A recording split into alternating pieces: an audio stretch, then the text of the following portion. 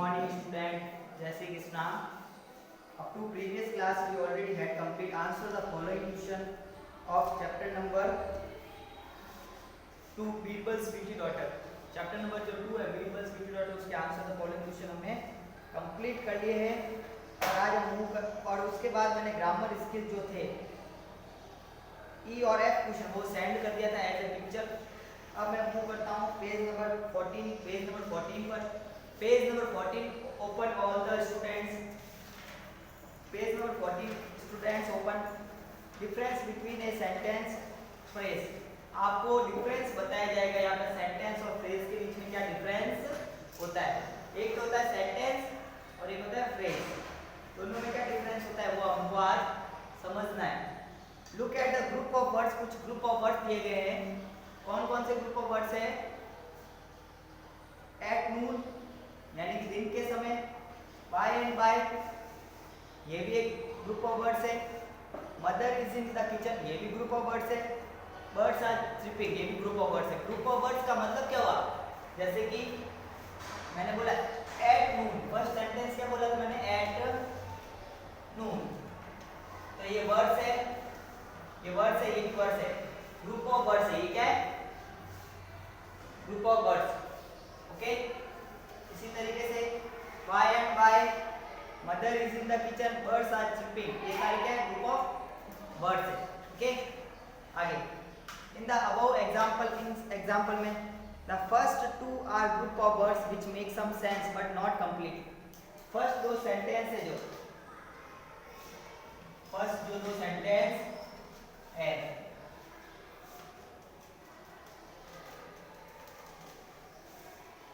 First जो दो sentence है वो सेंस तो दे रहे बट कंप्लीटली नहीं दे रहे.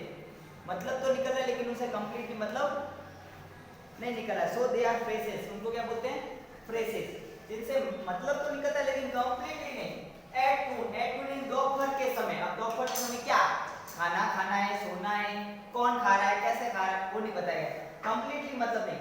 मतलब तो निकल रहा है लेकिन कंप्लीट मतलब नहीं निकला. बाय एंड बाय का क्या मतलब उससे और उससे. बाय एंड बाय उससे या उससे. अब कंप्लीट मतलब क्या किससे और किससे.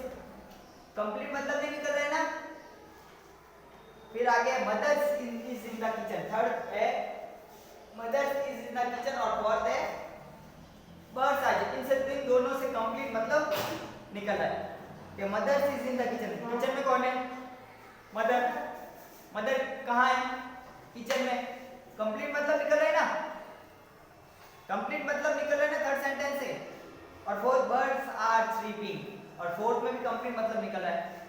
स्लीपिंग मतलब चहचहाना.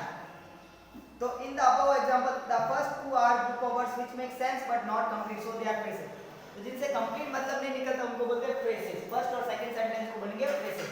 सही बात. The next two are group of words which make complete sense. जो कंप्लीट सेंस देते हैं सो दे आर सेंटेंसेस. उनको क्या बोलते हैं थर्ड और फोर्थ क्या बोलते हैं सेंटेंसेस. सही बात. A sentence always contains a verb while a phrase does not have verb. Sentence में हमेशा क्या होती है वर्ब होती है जबकि फ्रेज में वर्ब सही बात फ्रेज में वर्ब नहीं होती है. फ्रेज में वर्ब यानी काम कौन सा होता है वो नहीं होता है. ठीक है समझ में आई बात. ठीक है. फ्रेज में वर्ब नहीं होती जबकि सेंटेंस में वर्ब होती है. अब चलो अब सुनते हैं. चलो क्या थर्ड सेंटेंस हमारा क्या था. Mother is in the kitchen. Mother is in the kitchen. और फोर्थ था birds are morning. Birds are sleeping. Birds are. अब सुनना इसमें कोई वर्ब दी हुई है कौन सा काम हो रहा है. वर्ब मतलब कौन सा काम हो रहा है. दो तरीके की वर्ब होती है. एक तो हेल्पिंग वर्ब होती है एक मेन वर्ब होती है. कितने टाइप्स की वर्ब होती है. दो तरह की होती है हेल्पिंग वर्ब और main verb. Okay. Helping verb means जहां पर आपको हेल्पिंग वर्ब का मतलब क्या होता है वो सुनना। दो तरह की वर्ब बता दी मैंने, हेल्पिंग और मेन वर्ब। हेल्पिंग वर्ब होती है is are am, is are am, was one, has am,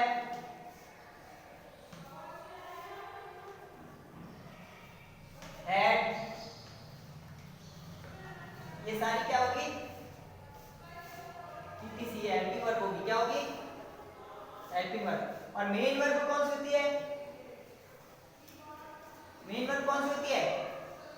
जो मेन काम क्या किया गया वो, जैसे कि birds are tripping, birds main verb काम क्या कर रही है? ट्रिप करने का, चहचहाने का, इसमें मेन वर्ब भी है। और हेल्पिंग वर्ब कौन सी है? आर। दोनों वर्ब आगे, इसमें दोनों वर्ब आगे, इसमें दोनों वर्ब आगे। आर हेल्पिंग वर्ब हो गई और ट्रिप यानी कि काम क्या कर रही है बर्ड्स? ट्रिपिंग करने का। वर्ब मतलब काम क्या कर रहे हैं? मैं दौड़ रहा हूं तो मैं काम क्या कर रहा हूं? दौड़ने का। मैं खा रहा हूं, मैं काम क्या कर रहा हूं? मैं सो रहा हूं, मैं काम क्या कर रहा हूं? मैं पढ़ा रहा हूं, मैं काम क्या कर रहा हूं? समझ में आया बात? तो जो मेन काम होता है उसको बोलते हैं मेन वर्ब। और हेल्पिंग वर्ब कौन सी? जो हेल्प करता है। क्या करता है ना? हेल्प होते हैं ना, पापा जी बढ़िया काम कर रहे हैं, उसमें हमने क्या करनी, थोड़ी सी हेल्प कर दी। तो उसमें हेल्प में हेल्पिंग वर्ब कौन कौन से आ गए? Is are am, was were, has have, ये वर्ड जहां पे भी आते हैं उनको बोलते हैं हेल्पिंग वर्ब। तो mother is in the kitchen, mother kitchen में क्या कर रही है ये नहीं बताएगा इसमें ये नहीं बताएगा mother is in the kitchen. Mother is in the kitchen, kitchen में है, लेकिन किचन में क्या कर रही है वो नहीं बताएगा। इसमें वर्ब, मेन वर्ब नहीं दी गई, लेकिन हेल्पिंग वर्ब तो दी गई ना। इस समझ में आया? लेकिन इन दोनों सेंटेंस में ना हेल्पिंग वर्ब है ना मेन वर्ब है, ना हेल्पिंग वर्ब है ना मेन वर्ब है। ओके, ना हेल्पिंग वर्ब है ना मेन वर्ब है। तो जिसमें ना हेल्पिंग वर्ब हो ना मेन वर्ब हो उसको बोलेंगे फ्रेज। और जिसमें एक आधा हो, चाहे हेल्पिंग वर्ब हो चाहे मेन वर्ब हो, उसको क्या बोलेंगे? सेंटेंस। समझ गए बात? समझ गए? चलो आगे देखो। ये sentence always contains a verb. Sentence में हमेशा क्या होता है? वर्ब, जबकि फ्रेज में वर्ब नहीं होता। ये sentence has a subject and predicate. Sentence में और क्या होता है? एक तो सर ने बता दिया सेंटेंस में क्या होता है? वर्ब होती है। दूसरा सेंटेंस, ये sentence has a subject and predicate. इसमें सेंटेंस सब्जेक्ट होता है और प्रीडिकेट होता है। सर सब्जेक्ट होता है, अब सब्जेक्ट क्या होता है, प्रीडिकेट क्या होता है वो बताओ। वर्ब तो बता दिया आपने, तो सब्जेक्ट बताओ। और सब्जेक्ट मतलब जो काम करता है। काम कौन कर रहा है इन दोनों में? इसमें काम कौन कर रहा है पता चला आपको? एट नू नहीं पता चला। इसमें काम कौन कर रहा है नहीं पता, लेकिन mother is in the kitchen, काम कौन कर रहा है? Subject mother. तो सब्जेक्ट क्या है?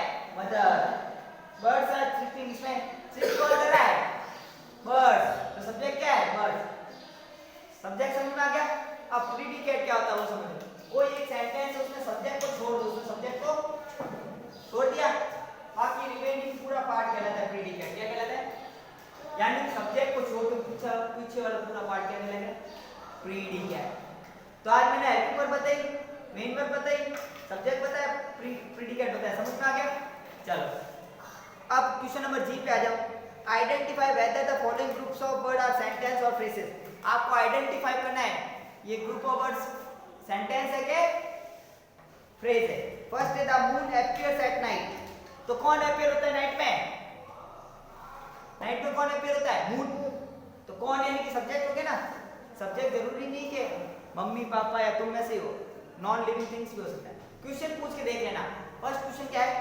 The moon appears at night. तो नाइट में कौन अपीयर होता है? तो कौन का आंसर क्या हो गया? मून। तो मून क्या हो गया? सब्जेक्ट। तो ये कौन सा है? फर्स्ट का फ्रेज है कि सेंटेंस है? सेंटेंस। तो फर्स्ट आंसर आएगा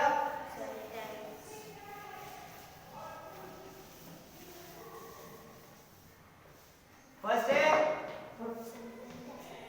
sentence. Second at 5 o'clock। At 5 o'clock इसमें हेल्पिंग वर्ब है? नहीं है। मेन वर्ब है? नहीं है। सब्जेक्ट है? नहीं है। तो क्या ये फ्रेज है? ये क्या है? Phrase. phrase. Third, all of a sudden. All of a sudden what? ना subject, ना helping word, ना तो ये भी थर्ड क्या है? phrase. Say properly, say that. Third भी क्या है? phrase. Okay? Fourth, say properly. Don't make a noise. आवाज मत करो. अब इसमें don't make a noise. इसमें make जो है make, M-A-K, make यानी बनाना होता है. क्या होता है? होता है. या आवाज मत करो. इसमें मतलब तो दूसरा निकल रहा है लेकिन make क्या हो गया? वर्ब हो गई ना. make क्या हो गई? वर्ब हो गई. तो ये don't make a noise ये सेंटेंस है. क्या है? सेंटेंस क्योंकि वर्ब आ गई ना. Fifth, the dogs are barking at a stranger. The dogs subject है और barking वर्ब है. दोनों आ गया. सब्जेक्ट भी आ गया, वर्ब आ गया. तो फिर क्या है? Sentence. Next, in the west. in the west क्या? ना सब्जेक्ट ना कोई बात नहीं. फ्रेज. 7 calling man ये भी फ्रेज. 8 since morning ये भी फ्रेज.